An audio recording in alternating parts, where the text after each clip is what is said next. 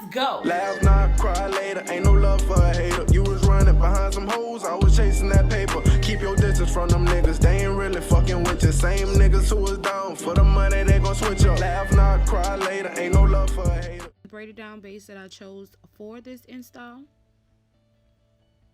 Now you're going to see that I'm spraying down the cap with some holding spray, which is going to be a barrier between her hair and the actual glue and be a protectant.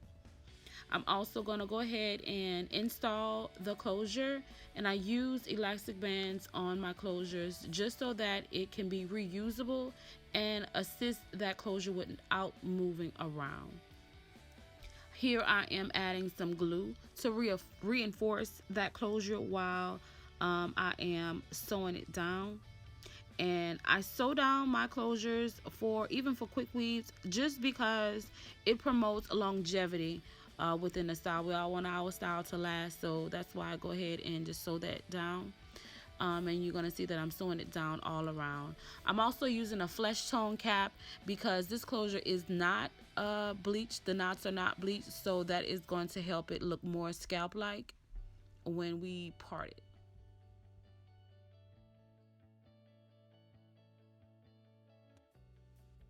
Okay, so we're gonna finish that up, and starting with the closure, I'm just gonna cut off any extra pieces of lace that we do not need. Remember, this closure was used before, so of course it's going to ball, so we're going to cut all of those pieces of lace off. Find that part actually, get all of the kinks and tangles out of that closure. Of course, this is normal when you are reusing hair. It's actually normal for our own hair, so of course it's going to happen with weave and extensions. So once we're done detangling that, we're going to start with placing those tracks down, starting from the nape area on up. Okay, once that track is installed, I'm just going to give that a good press, making sure that it is secured and locked in.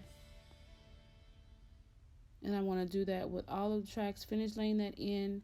Once it is completed, using my blow dryer, I'm just going to make sure that that glue is dried and stuck. Okay, detangling the hair. Now using my electric hot comb, I'm going to make sure that that closure is as flat as possible. And this is the only way that your install is going to look as natural as it can be. I'm also going to use some serum and my Fantasia heat protecting spray all over the hair as we flat iron that, and I'm going to flat iron the whole entire head using my comb chase method. Now, as you can see, I defined that part just a bit with my tweezers, and you could see that how that part looks so natural with that flesh tone cap underneath. And I didn't tweeze it too much because of course, you know, a closure does ball over time, and I didn't want it to be super wide, and then later when she decides to reuse it, she'd have to, you know, move that around and do a lot more adjusting. Flat iron is hot. She's like, girl, please don't burn me. Okay, and here you see me using that Fantasia heat protecting spray.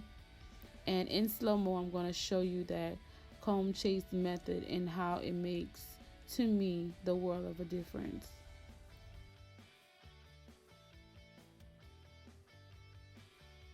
And here you can see how just silky and fresh these bundles look.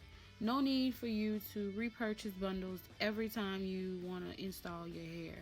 Those bundles can be revamped over and over again until they are like garbage.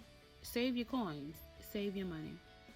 Okay, now going back to this hot comb, I'm just going to make sure and reinforce the flatness of this closure, because we want to give you like flat as the floor, flat as the door. We're trying to give you the floor and the door. Okay.